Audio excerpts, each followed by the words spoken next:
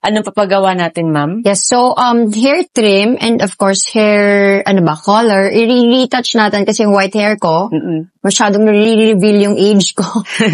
So yun, retouch and saka trim. Okay, sige. Kamusta, ma'am? Mabuti naman. Siyempre relaxing palagi. Ang bilis umaba, no? Yes. Yung sabi mo last lang? September. Oo. Tapos, ganyan talaga yung hair ni ma'am correct, kanina. mabilis siya talaga humaba. Yes. So, nasa tamang pangangalaga. Yes. So, ayan, retouch natin. Wala nang ma'am?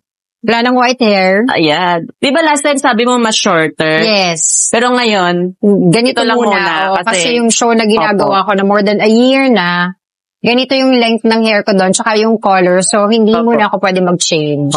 So next time, kung a little bit shorter, maybe pag summer, ayan, by then, baka tapos na kami. So, shorter and pwede na din shorter. Ibang kulay tayo. May highlights, ganun. Pero bagay din sa'yo ganyan, ma'am, no? Di kita nakitang yung shorter. Parang the shortest was dito, ayan. Yun. Yun na yun. Ayan. So, thank you so much, ma'am Thank you. Sherilyn.